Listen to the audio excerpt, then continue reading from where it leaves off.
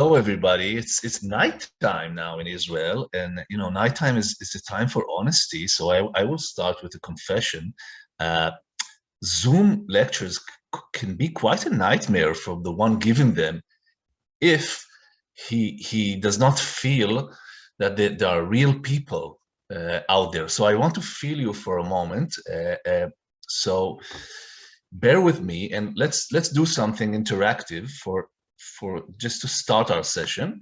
We're going to use our chat, and I will ask you to write where do you live and where would you want to live if you had no limitations. Where is your dream home? No financial limitations, geographical, family.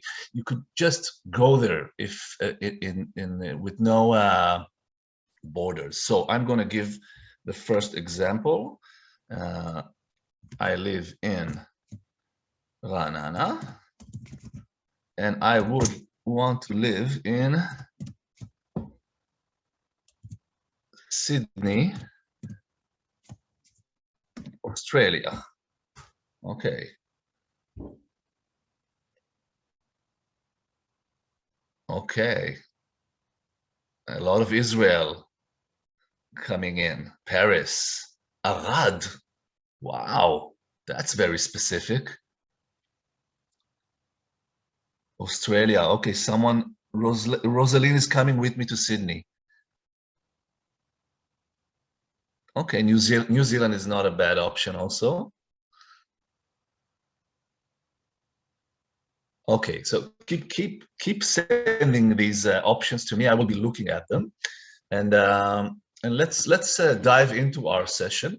I will be talking about homesickness, journeys, and I will be talking about these issues through two of my books. One is called Neuland, and the other is called Homesick. I will be taking you into my head, actually, into the writing process. I'm actually sitting now in my studio where I write. I share this space with a psychologist, with a therapist. So I also have this, which is this box of tissues. If one of you wants to cry, it's already ready. And I'm writing here, and I wrote my books here. So I will be taking you into the writing process, telling you how these books were born, what brought the idea to my mind, and talking about the process, touching issues like Zionism, like the conflicts within the Israeli society, the feeling of being in Galut, in diaspora, and missing Israel. These are the things we are going to talk about, and I will be giving this monologue of about 35-40 minutes, and then opening up for questions. I have to, my second confessions for this night would be that I love questions. I love interaction. I'm kind of looking forward to the conversation, to the opportunity to hear what you think, what are you curious about. So feel free to ask whatever question comes to your mind. Last thing before we actually start, I take into consideration that maybe most of you haven't read my books yet, or maybe read just one of them. Don't worry. I will be telling you the story behind the story, so you could be part of this conversation even if you haven't read the book. So let's start with Neuland, and I will tell you how it was born. It's kind of it's a strange story. I was backpacking in Guatemala, in a beautiful city called Antigua. Maybe some of you have been in Antigua. It's the ancient capital of the Maya culture, and I was supposed to have this 5-6 weeks journey in Guatemala and Mexico, but the minute we entered Antigua, I fell in love. It's the houses were painted pink and brown, and the streets were paved in a very special way, and there were no cars, and there was a volcano, an active volcano, just looking at the city, and I thought to myself, well, I have to stay here. I have to stay here. It's so beautiful. I will forget about my plans and just stay in Antigua. So how can you stay in Antigua? There's this kind of institution or possibility which is called Casa de Familia. I guess some of you know Spanish. So Casa de Familia is the house of the family, and it actually means that you stay for a week with a local family.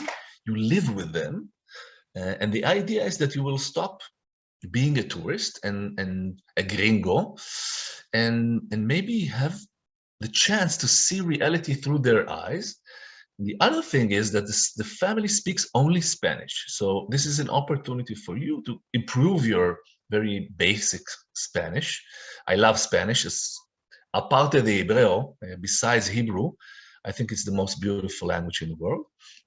So I decided to get into this Casa de Familia.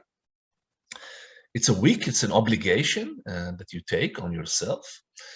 And nobody told me, but there was also another tourist, another gringo, who decided to spend this week with this same family.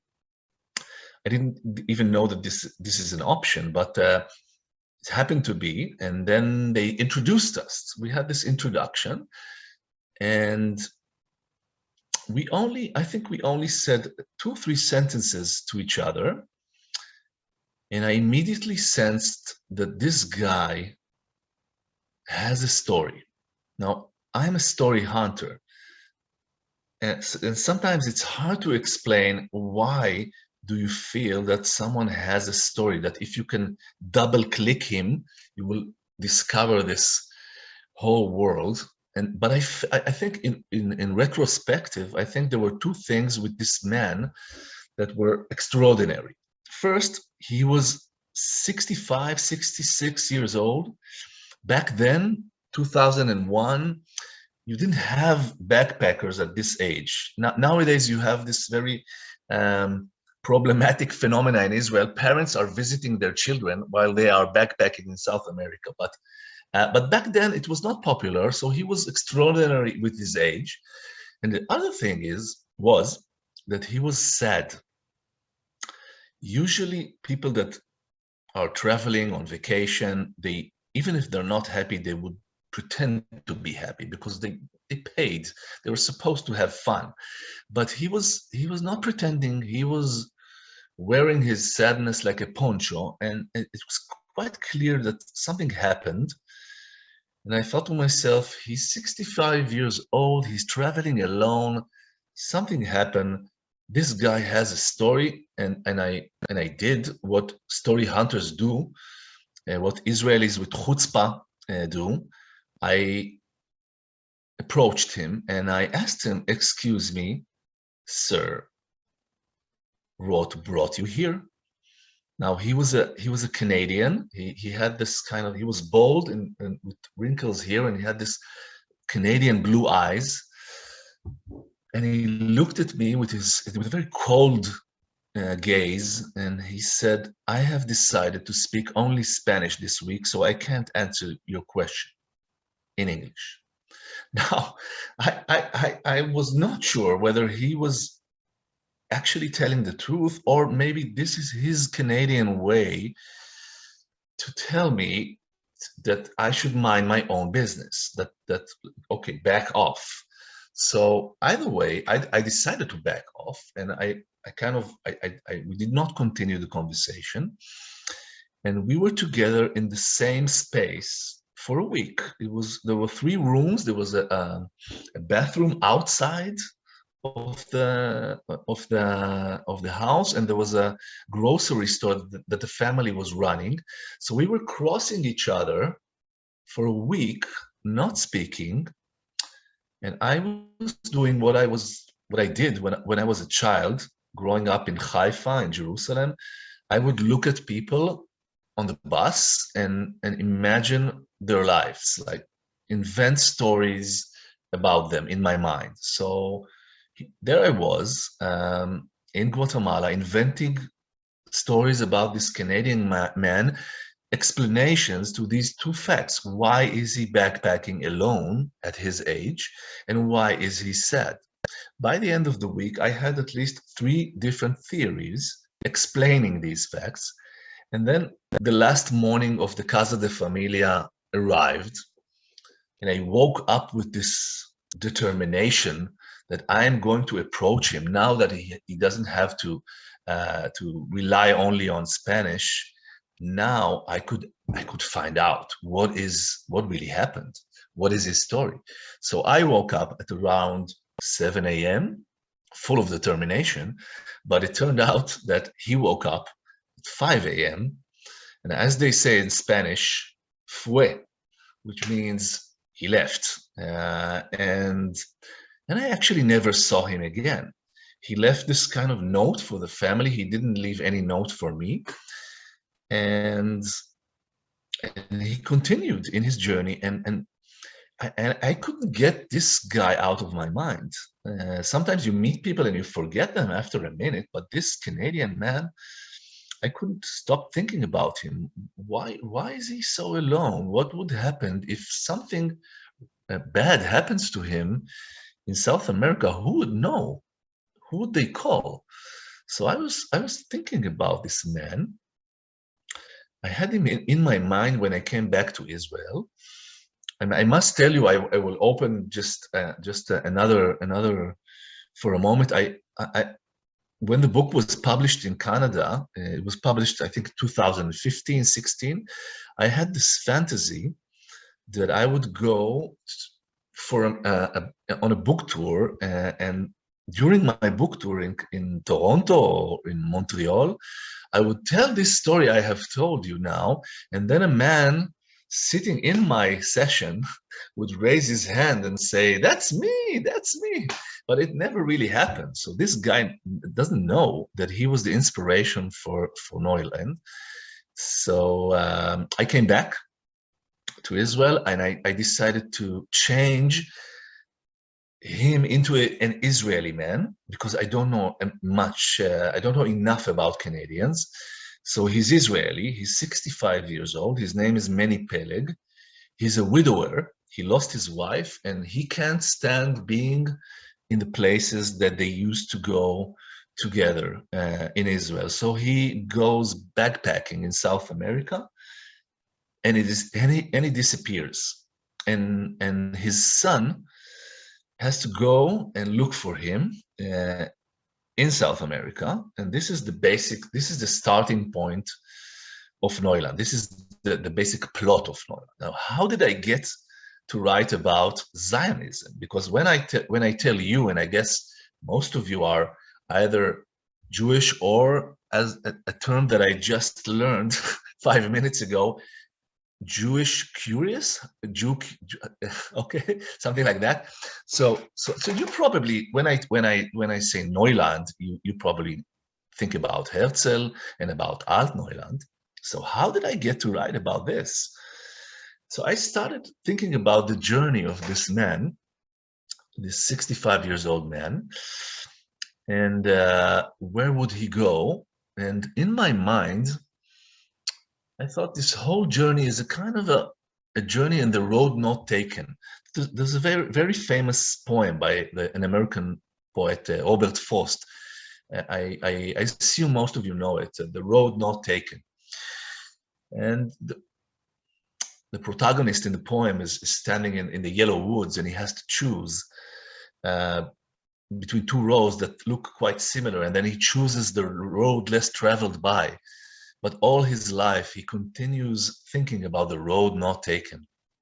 So I thought about this journey to South America as a journey on the road not taken.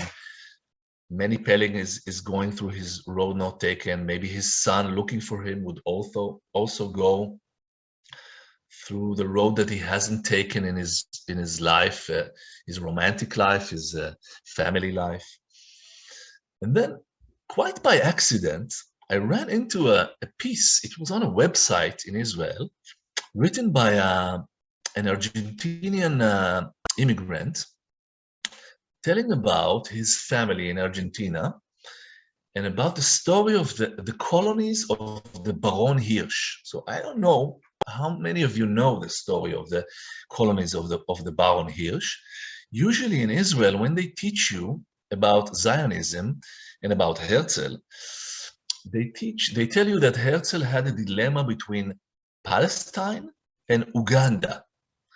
Now, actually, when you look at Herzl's writings in Country for Jews and in Alt Neuland, the dilemma was not between Palestine and Uganda, but between Palestine and Argentina. Why? Because at the end of the 19th century, beginning of the 20th century, the Baron Hirsch bought an enormous amount of land in Argentina, in the Pampas, in Santa Fe, in Provincia Santa Fe. And he called the Eastern European Jews to come and save themselves from the pogroms and have a safe place in Argentina, maybe a future autonomy for Jews in Argentina. This was the Baron Hirsch's idea. So actually the first attempt to colonialize Jews in a territory of their own was done in Argentina. So I discovered this and I thought, okay, if my characters are going in the road not taken, maybe I can also investigate the road not taken of Zionism. What would have happened if the country of Jews would have been formed in Argentina, and the trip after the army would have been to Israel, to Palestine? I love this kind of alternative history thinking. Philip Roth has a beautiful book called The Plot Against America. I don't know if you've read it. What would have happened if during the World War II, America had a president that would collaborate with Hitler? So I think I read The Plot Against America a couple of years before Neuland, and I was influenced by it. And I thought, okay, this is interesting. Let's ask this question. Let's take my character into this alternative history and into this possibility of starting or restarting Zionism in Argentina. So this is in short the story of Neuland. Of course, it's a love story. We have romantic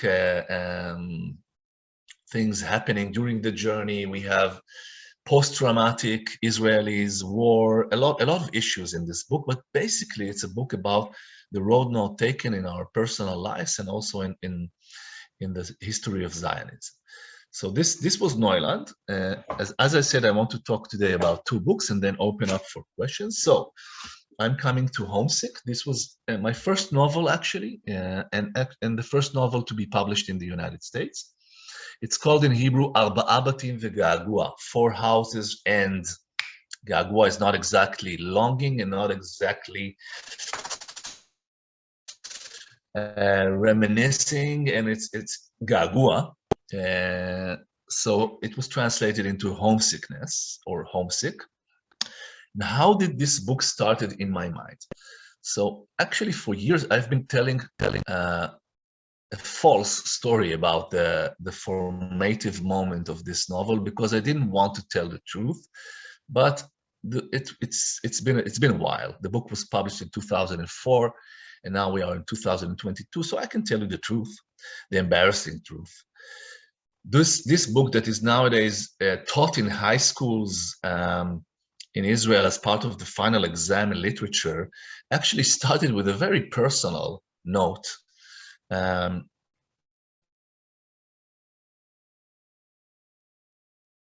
had a girlfriend.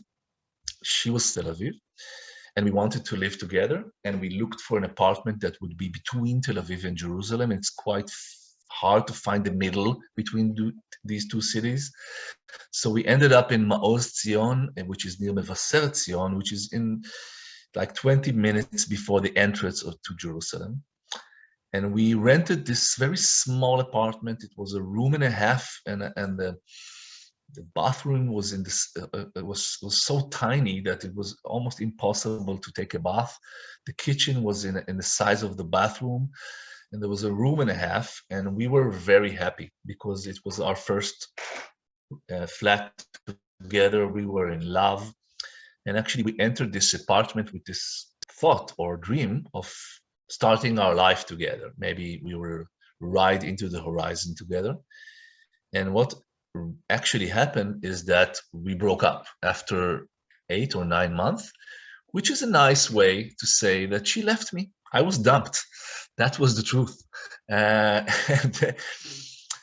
I remained because we still had the contract. She left. She took everything. I was left with the TV, and she left. And I remained in the apartment for a couple of weeks, not knowing exactly what to do with myself, heartbroken.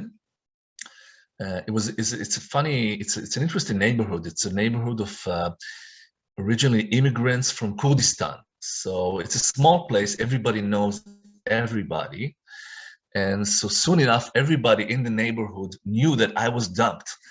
And it's very funny time in my life, funny and sad, because I was sad, but every once in a while there was a knock on the door, and people from the neighborhood were coming to console me and bringing food, and maybe also sometimes bringing their daughters to maybe they can make a match. So it was this crazy time in my life. I was 24, 25. And then I went on. I went to live in Tel Aviv. I finished my studies of psychology, but this breakup kind of bugged me. I was not really able to forget her, and I couldn't really understand what happened. Well, like, why living together brought us to the edge? So when I started writing Homesick with a very personal motive of finding out what happened, or solving this riddle of the failure of love. And the book begins with a description of a young man, which is actually me, sitting in the streets with all the remained furniture, waiting for his friend to come and take them. But then while I was writing, at the beginning I wrote about myself, about my girlfriend, for about 2 or 3 months, for 20 or 30 pages. And then I started remembering all the interesting stories that were happening around us in this neighborhood. It was the time we moved to this flat a month before Yitzhak Rabin was assassinated. And then there were terror attacks. Buses were exploding in Jerusalem, and then there were elections. It was a very dramatic time in Israel's history, 1995. And our neighbors, each neighbor had a very conflictual story. Our landlords were living besides us, and the husband wanted the children to be part of the Mizrahi Orthodox education system of Shas, which is called El Ma'ayan. And the wife was not agreeing. She didn't agree to that. And we heard everything because the walls were very thin. And also there was a hole in the wall because the heater was common between us and our landlords. So we heard all the arguments, and they were really shouting out at each other. And I thought maybe they would even break up because it was very intense there. She had a history of a religious Orthodox family, and she didn't want her children to be Orthodox, and he was insisting on it. And that was kind of a very Israeli conflict. And I thought this is interesting to write about. And then on the other side of the street, there was a family who lost their son in Lebanon.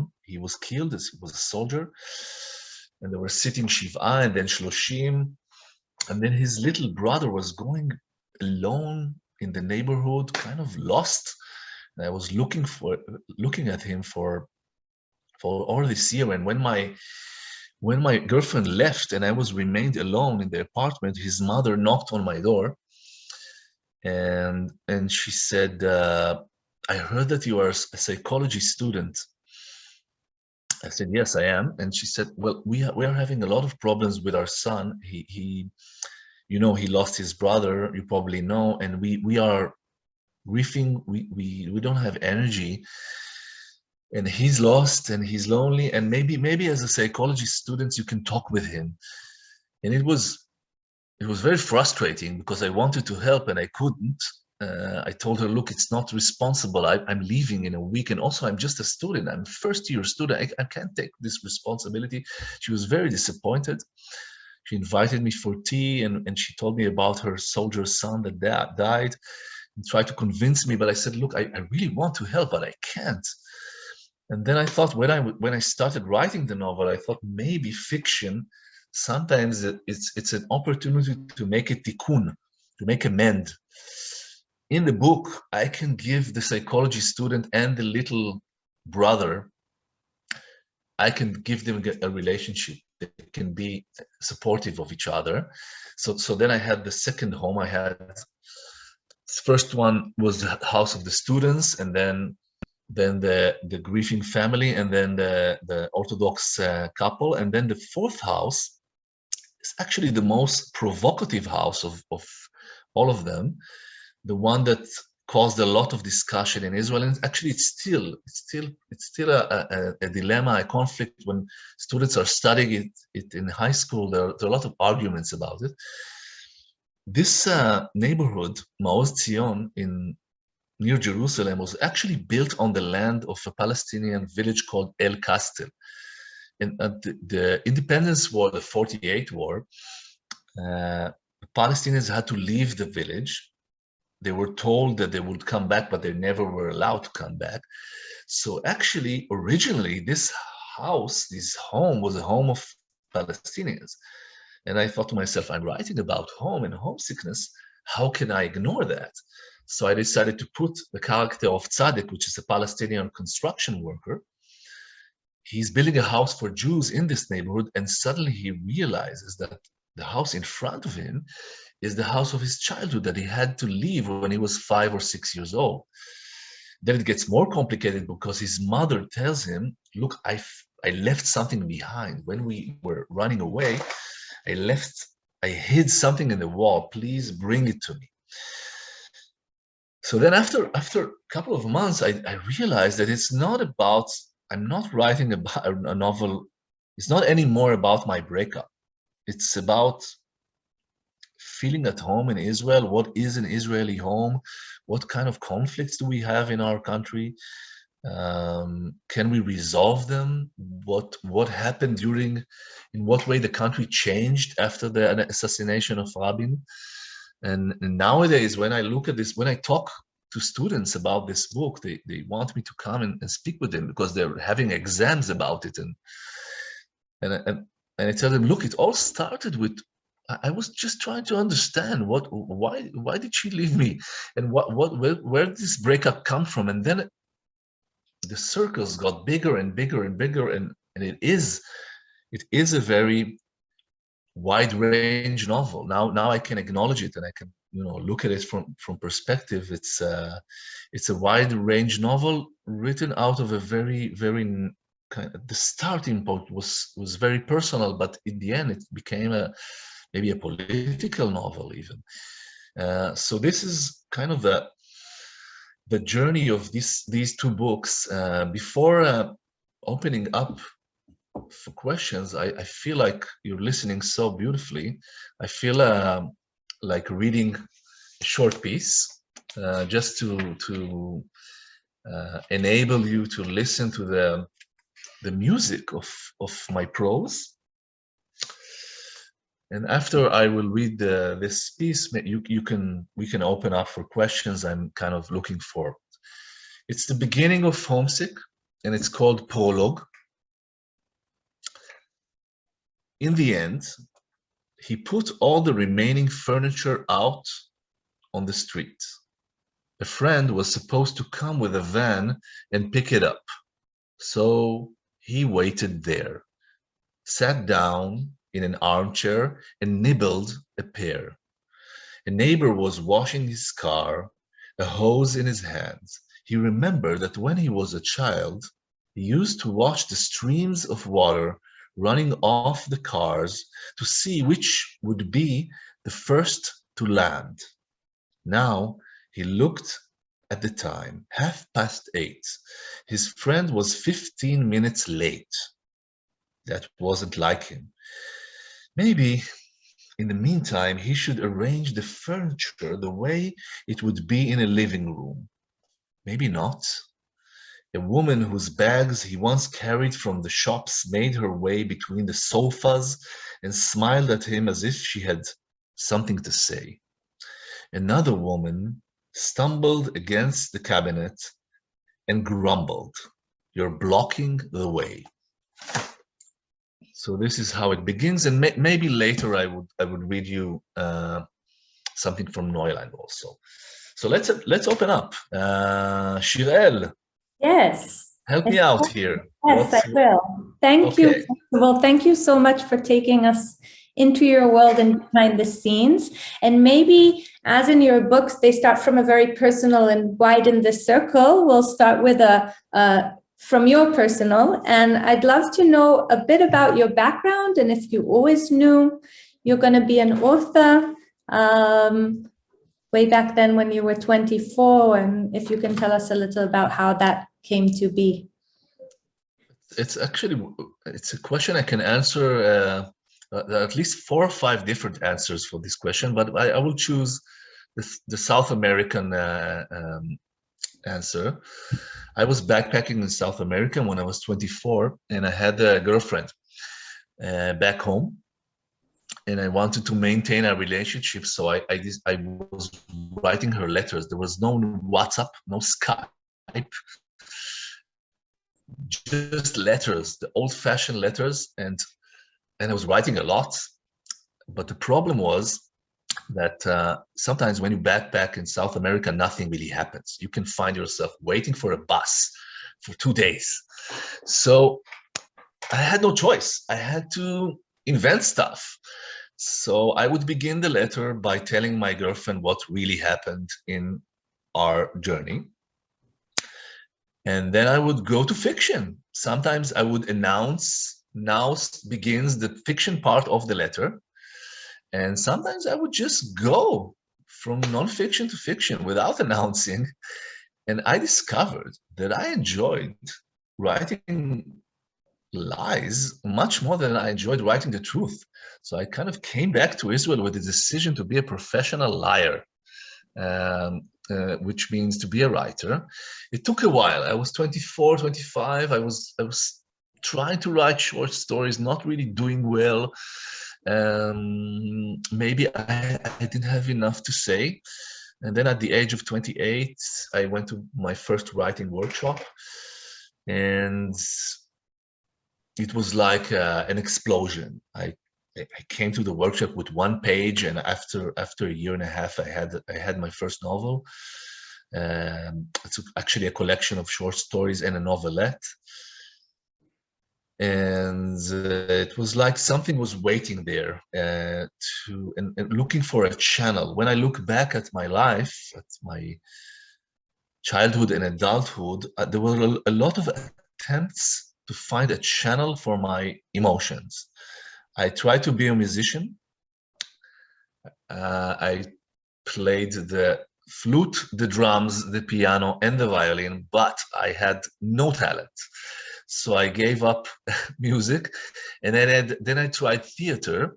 I went with my best friend to participate in a theater workshop when I was 17, and after 2 lessons in this workshop, it was quite clear that he's going to be the star, and I'm going to be the one writing his text for him. And it's interesting because he is now one of the leading actors in Israel. He plays in HaBima, and before COVID 3 years ago, we did for the first time a collaboration. I wrote a play, he played, he was the main actor.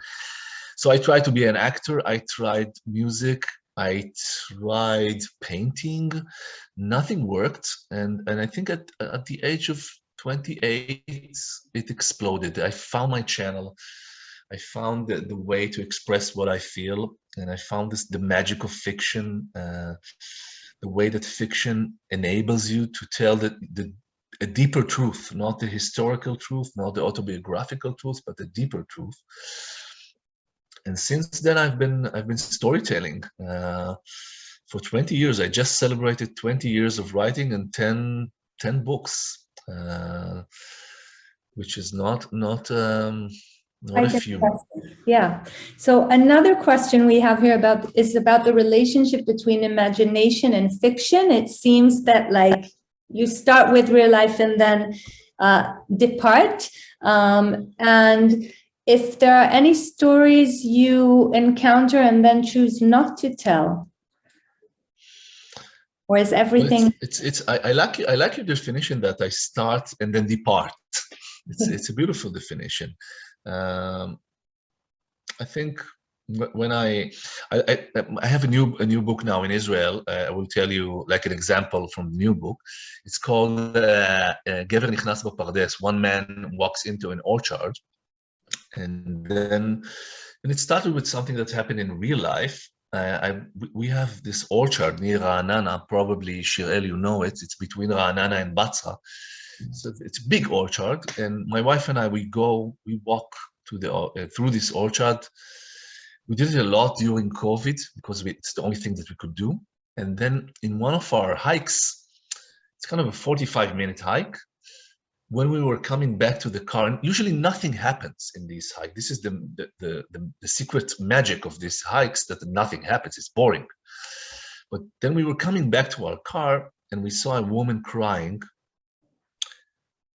And we asked her, she looked kind of really in distress, hysterical, and we asked her what happened, and she said, my husband, he left his keys and his wallet with me, and he said it's just for a moment he's entering the orchard, and he's not coming back. I can't find him. So we asked her, can we help you? And she said, yes, please help me. And then we went into the orchard, and we couldn't find him, and we called other people. There was a whole operation of looking for this man. Judging from the way his wife looked, he was about my age, supposed to be, and we couldn't find him. And then we came back to our house, and I was looking on websites. What happened? Is this heart attack? Was he kidnapped? You know, it's Israel. Everything can happen. And actually, till this day, I don't know what happened. I've been telling this story in a lot of readings in Israel, and I still haven't found this woman. She hasn't spoken up. But it brought me to writing. I had to solve the riddle. What causes a man around 50, midlife, walking with his wife, peaceful walk, what causes him to disappear? What would be the cause, the motive, maybe the secret that he's hiding? So I started with a real life event, and then as you said, I departed to it's almost a thriller. It's the closest to a thriller I ever wrote. But the question was is there something I wouldn't write about? Well, I tell you this. Okay, it's an intimate session here in Orange County. It will remain between us. It's a strange story. Okay, in the last interview, I have the main character is a writer. And he's like me and he's not like me. It's autobiographical, but it's also fiction. And the decision we made in our family is that I would not write in this book, which is pretending to be autobiographical. I would not write a single word about my daughters. I have 3 daughters, and the family decision was everything is allowed in this book, including everything. Not the daughters. Let's leave the daughters out of this book. So I invented this fictive, imaginary plot in which the daughter of the protagonist, the main character, decided to leave home and spend her final high school years in a dormitory in a school in Sde Boker, which is in the southern part of the country. Ben Gurion, near the Ben Gurion kibbutz. It's called the Sde Boker Midrasha or Sde Boker College. So there's this plot, and she decides to go there, and then the main character, the protagonist, the writer, is not is not happy with it, and she's not talking with him. She's angry about him. He spies in the night, and I had to do research. I went to Sde Boker, and I was lying in the night with binoculars and spying on future or possible daughters. And then it was complete fiction, and the book was published in 2018 in Israel. In 2019, my real daughter, Yara, comes to us and she says, well, father, mother, I want to tell you something. I thought about it. I don't want to study in a high school in Ra'anana. I don't connect to life in the city. I'm a nature girl. And I checked out, I Googled, and the best place for me would be the Sde Boker, Midrasha, the dormitory. And there was this kind of a strange silence in the house. My wife looked at me, I looked at her, and we asked her, did you read the book? And she said, what book? So she kind of, maybe it was in the air, and maybe she really got the idea from Google. But what actually happened is that our first response was, no way. And then we told her, she was 14, and we told her, okay, wait a year, see if it's still important for you. We'll have a discussion again. And we kind of hoped that she would forget about it, but she didn't. And after a year, she came and she said, do you remember you promised? And I want to raise this question again, and it's really important for me. So eventually, I found myself at September 1 this year, 2021, taking my daughter to Sde Boker, my real daughter, to Sde Boker in the southern part of the country. And while driving there, I had this strange feeling of deja vu. Like, I know this scene. I have been there. I have experienced it in my imagination already. So be careful for what you write. It can happen in real life. Yeah. More questions. Yes, there are quite a few here. So maybe I'll just throw some out and kind of pick and choose from them. How involved are you in your translations, and what does it feel like? How do they come over in other languages? And how long does it take you to write a book? Let's start with those two. Okay, let's talk about translation. I'm lucky. I have my English translator, Sondra Silverstone. I think she's the best in the world. But we have a lot of challenges. It's a challenge. The cultural bridges you have to build sometimes. We're actually now working on the translation for the Orchard book. And when, for instance, when we were working about working on the last interview, we had an issue regarding a famous Israeli musician that is appearing in the book, and he's called Ehud Banai. Ehud Banai, for Israelis, you don't have to explain who is Ehud Banai. It's common knowledge, but for my American reader, most of my American readers, it doesn't mean anything for them. So how can we transmit the feeling of Ehud Banai without losing it in translation? So eventually, you're looking for solutions. It's kind of a creative. We brainstorm together. Eventually, we had this idea.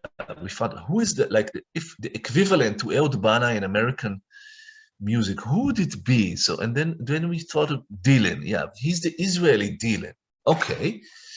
So we added something to the description of Ehud Banai in the book. In the original Hebrew book, he is sitting with his guitar. But in the American version, he's sitting with his guitar and with a Dylan-like harmonica. In that way, we kind of bridged the cultural issue. And it's an ongoing challenge. It's little things. It's some things are untranslatable. Like when you play with words in a certain way in Hebrew, when you rhyme, in Homesick, part of the book is in rhymes. You can't rhyme in English the way you rhyme in Hebrew. So there are a lot of challenges and a lot of frustrations, but also it's a miracle because people read my books in 12, soon, I think soon 13 different countries. I go to places I haven't been before, and there are readers of mine, you know. In my last trip was besides Italy, which is a country I go a lot because I have a huge readership there. I went to Bulgaria, to Sofia, Bulgaria. So I was completely surprised to find out that I have a readership in Bulgaria. Kind of very eager, and they had a lot of things to ask and to share. So it's a magic. I feel privileged to be translated. Most of the languages I can't remark. I have no control. Only English and Spanish. These the only languages I can actually interact with my translators. When it comes to Romanian, Bulgarian, French, German, I'm kind of in the hands of the translator. Short example regarding titles. Arba'a Batim V'Ga'agua, 4 Houses and Longing. It was not translatable. So in English it's Homesick. And then when we were about to translate it to French, my French editor told me, "Look, it's French people. They don't have a word in French for longing or gagua or homesickness. There's not a word." So we decided to translate it to Quatre Maisons et un exil, which is 4 Houses and an Exile, which is completely different, but in a way it's relevant to the book. So it's an ongoing struggle. And the second question besides translation was what? How long does it take you to write a book? To write a book, it depends. Neuland took 4 years, and it was exhausting. I finished this book and I decided not to write again. And then, of course, I wrote again. And the Orchard book was written during COVID. I wrote the first part during the first lockdown, the second part during the second lockdown, the third part during the third lockdown. And then I edited after the lockdowns ended. I edited the book for about 6 months. And then all in all, it was just a year. And also 3 Floors was a very short, it doesn't really, there's no connection between the time it takes you to write and the quality of the book. 3 Floors was written in 5 months, an explosion of confessions, and I'm very proud of the book, not less than I'm proud in Neuland. It's an uncontrollable process. You don't know where it will begin, and you're not able to know where it will end. There's a question here from Ahuva that I want to connect maybe to a theme in your books. She asked about the girlfriend you were writing letters to.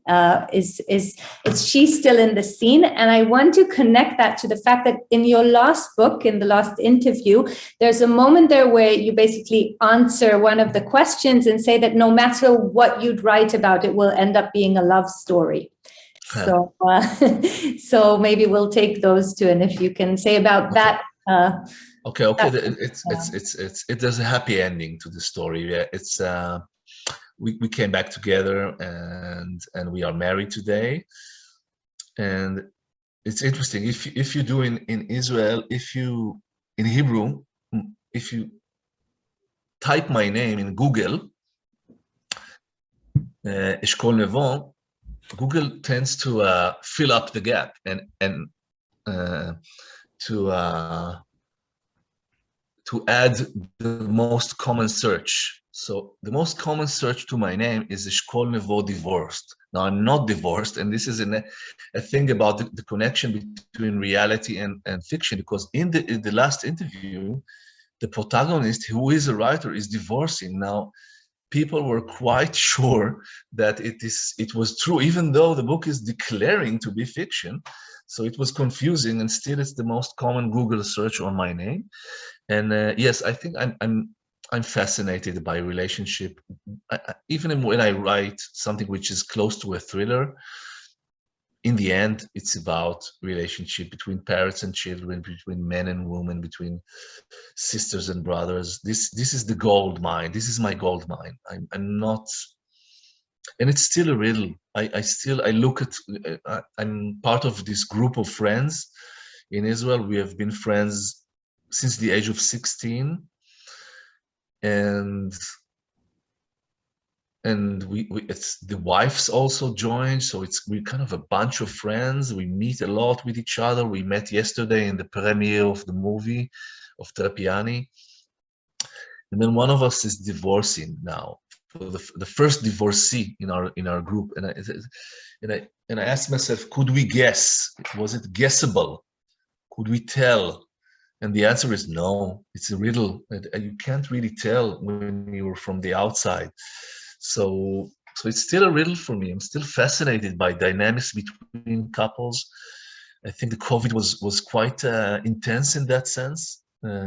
People found out, discovered truths about their relationship.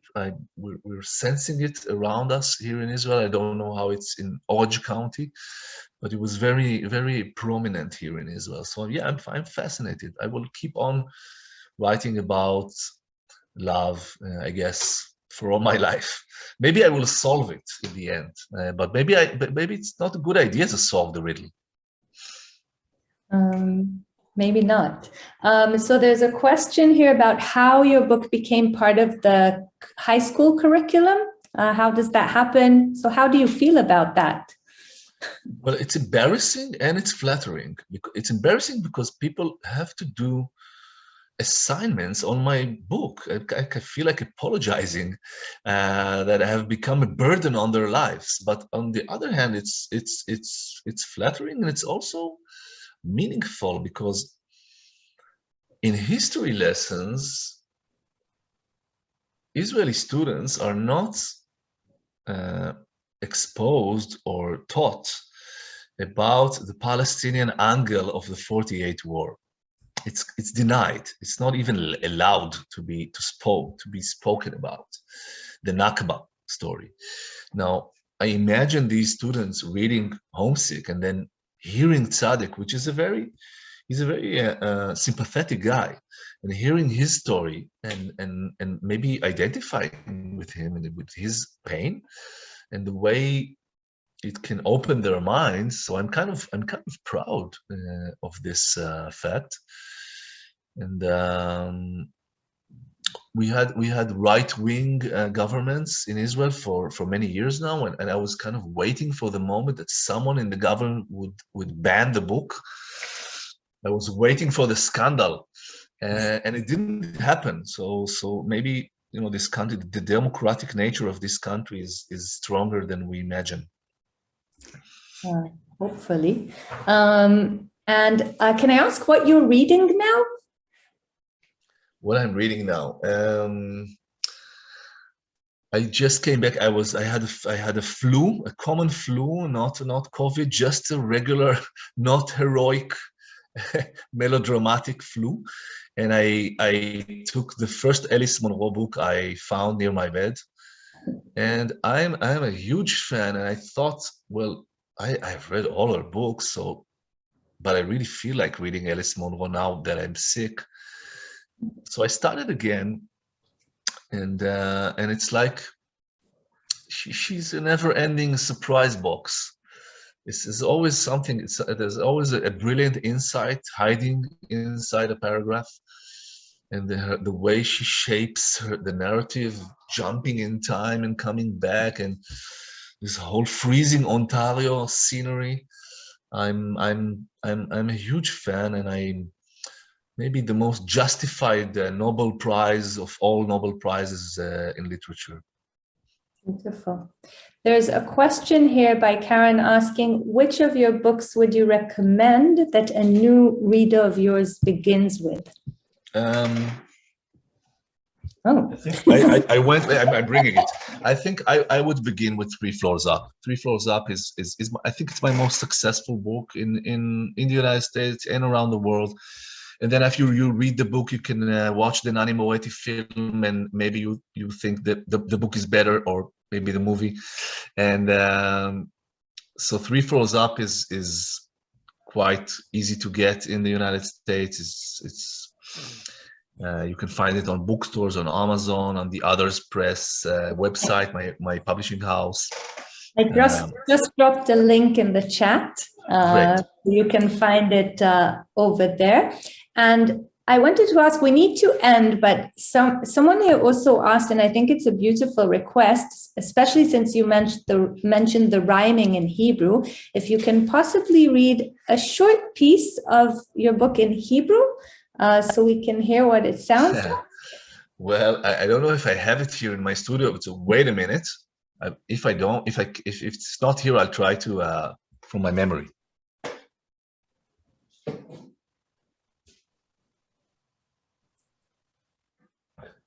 Okay, it's a memory test. Oh, sorry about that. If you prefer, okay, let's improvise here. Okay. I'm closing my eyes, okay? It's close eyes. I have to see the text in my mind. בסוף הוא הוציא את כל הרהיטים לרחוב. חבר היה אמור לבוא עם טנדר לאסוף. בינתיים ישב על ספה. כרסם את הקליפה. חבר מאחר ב-20 דקות. לא אופייני לו. אולי כדאי בינתיים לסדר את הרהיטים בצורה של סלון, ואולי לא. Okay. Thank you. That was highly impressive.